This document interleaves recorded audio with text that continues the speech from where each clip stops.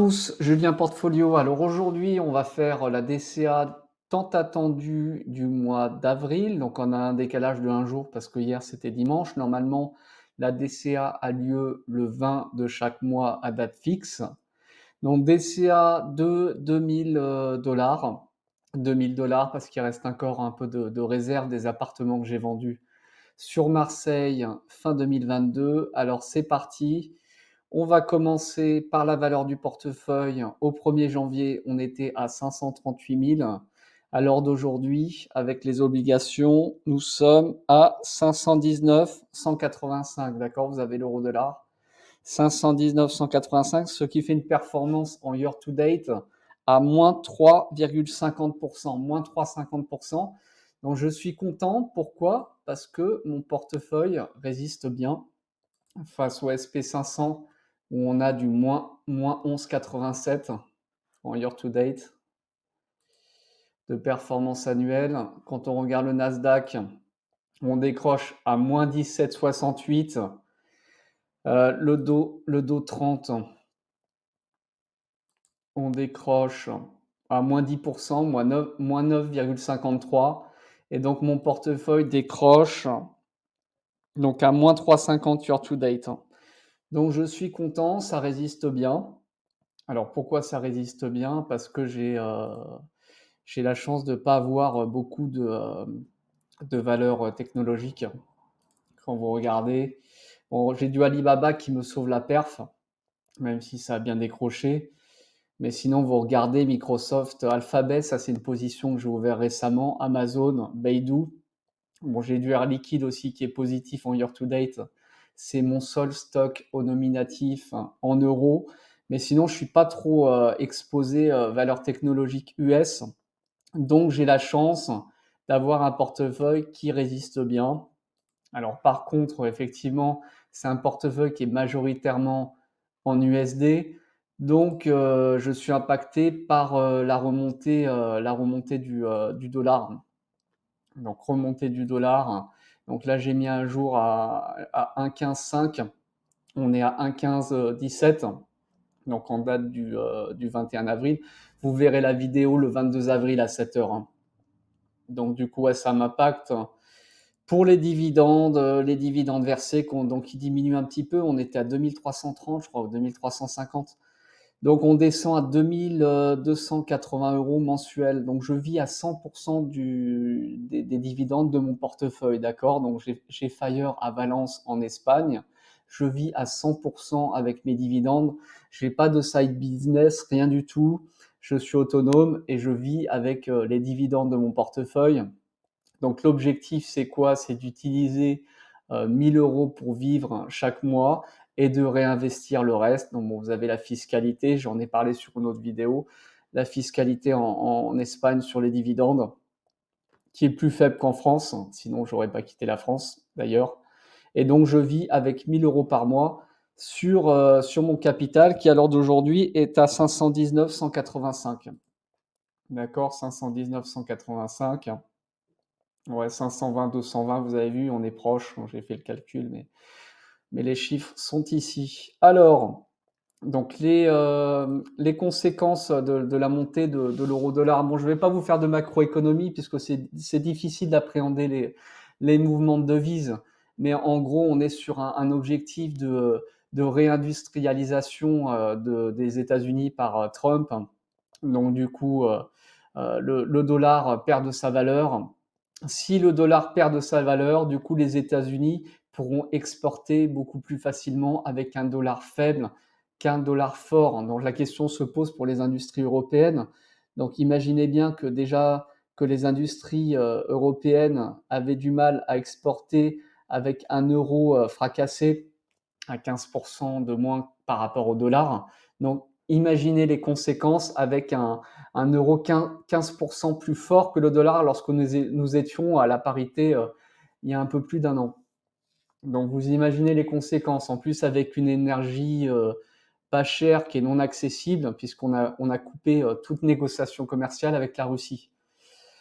Donc je ne sais pas comment ça va se passer pour les mouvements de devises. Il y a des prévisions qu'on pourrait remonter à 1,15, 1,20, 1,25.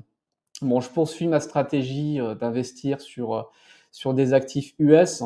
Pourquoi? Parce que j'ai pas confiance aux valeurs européennes, malgré le fait que j'ai qu'une action en euros, c'est Air Liquide au nominatif. J'ai 489 stocks, mais c'est mon seul et unique stock en euros Air Liquide, il faut savoir, hein.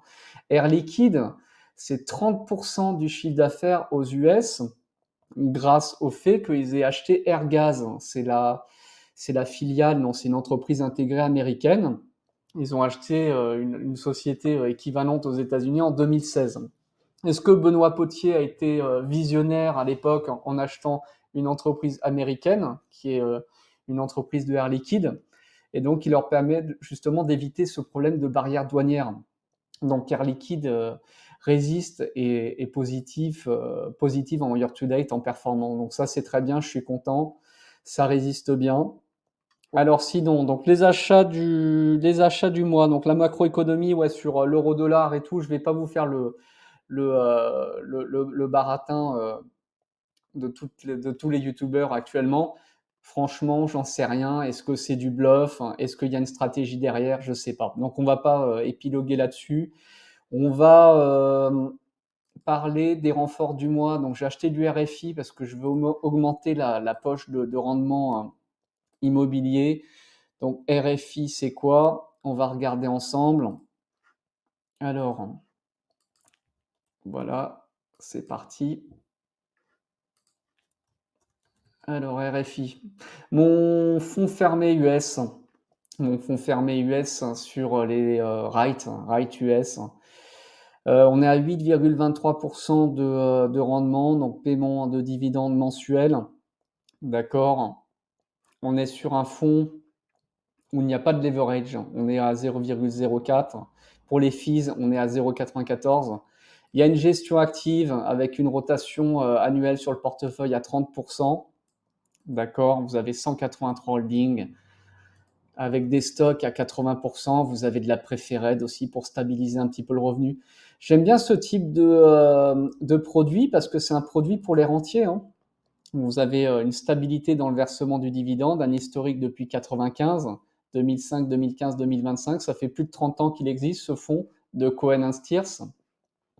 C'est un produit pour les rentiers, ça verse un dividende. On est à 0,08. Vous avez du Well Tower, de l'American Tower, du Prologis, Digital Realty Trust. Vous avez moins de 5% d'office rights dans le portefeuille. Donc les rights office sont impactés par la récession, surtout depuis la crise du Covid. Donc du coup, je suis content. Il y a surtout du logistic right, extra space storage, Prologis. Il y a aussi des antennes 5G, American Tower Corp. Donc j'aime bien ce type de produit et je vais le renforcer régulièrement pour augmenter la part income de mon portefeuille. RFI me verse à l'heure d'aujourd'hui. Alors, on est où pour RFI? On va regarder. JPN, 134, ouais, c'est ça, hein. 134 par mois, donc on va renforcer régulièrement. Euh, L'objectif, en fait, des renforcements mensuels de mon portefeuille, ça va être 80% d'income, donc aller chercher de l'income stabilisé et puis qui n'est pas trop impacté par la volatilité du marché. Là, en l'espèce. Donc, si on comptabilise les dividendes qui ont été versés, on est sur une croissance, hein, pour RFI, hein. Regardez, on est à 6,53 de croissance. Donc, ça me va, ça permet justement de stabiliser la volatilité du portefeuille. Là, donc, vous voyez, par contre, en 2022, là, paf, il y a eu la remontée des taux, on a fait du moins 22%. Donc là, à ce moment-là, j'ai commencé à charger. Bah, c'est quand j'ai vendu mes appartements sur Marseille, en fait, hein. J'ai anticipé la hausse de taux et puis j'ai liquidé le dernier en septembre, octobre, juste avant que les taux remontent. Et là, regardez l'impact sur les rates, il est visible en fait, hein. Vous avez remonté des taux en 2022 et paf, moins 22% de performance. Bon, j'aime bien parce que c'est de l'income et puis c'est stable et résilient. Alors, on a ouvert une nouvelle ligne.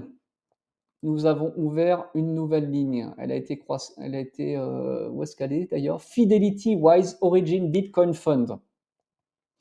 Alors, donc j'ai renforcé du Google le mois dernier. Et là, j'ai voulu rentrer sur le fonds Fidelity Wise Origin, le FBTC. Donc, c'est un fonds qui détient les bitcoins, un fonds qui détient les bitcoins en direct. D'accord? Donc, il détient en direct, c'est-à-dire qu'il y a un cold storage, non pas au sein d'une entité, contrairement à son concurrent IBIT, le iShare Bitcoin Trust ETF. Le iShare Bitcoin Trust ETF passe par un intermédiaire, hein. Il passe par CoinHouse pour le stockage des bitcoins.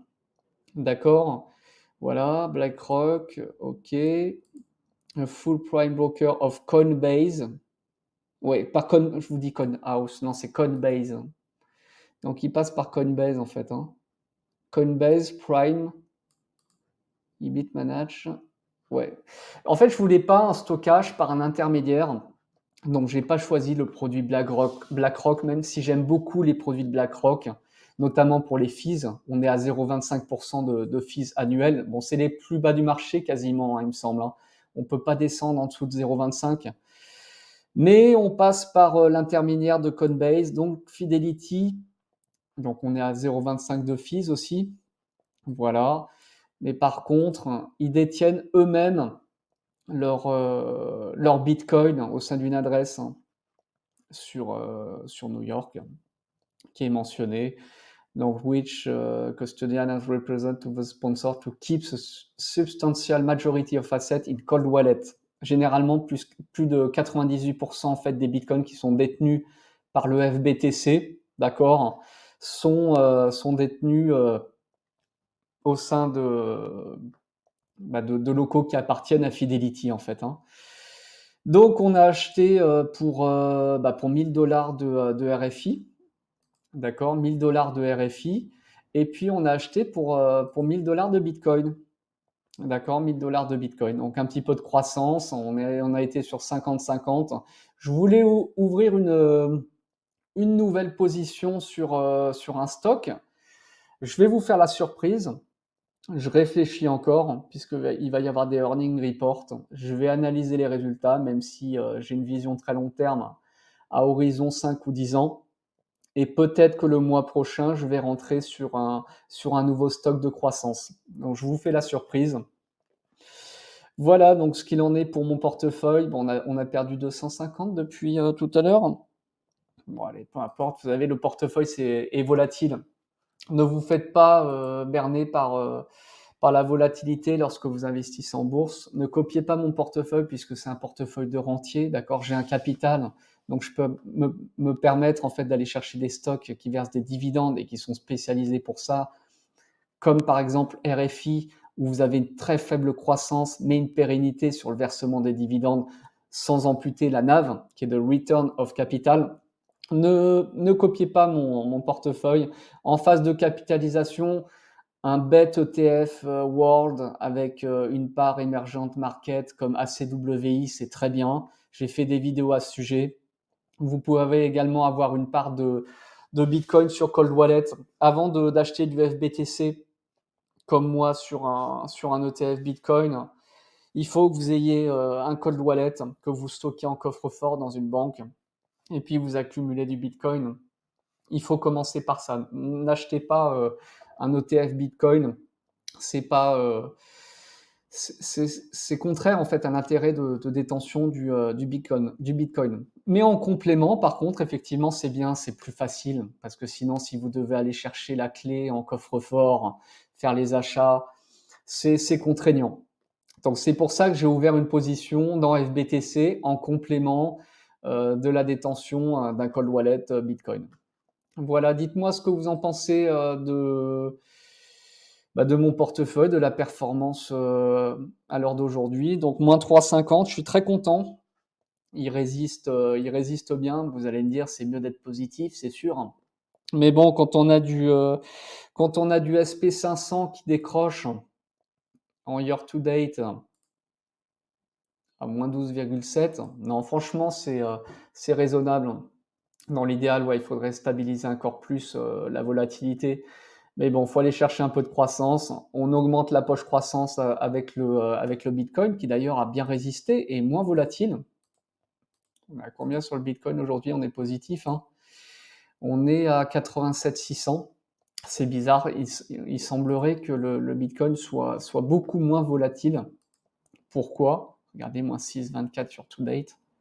Vous vous rendez compte? Il y a plus de corrélation avec le SP 500? Apparemment non. Donc voilà, bonne journée à vous et au mois prochain pour la prochaine vidéo.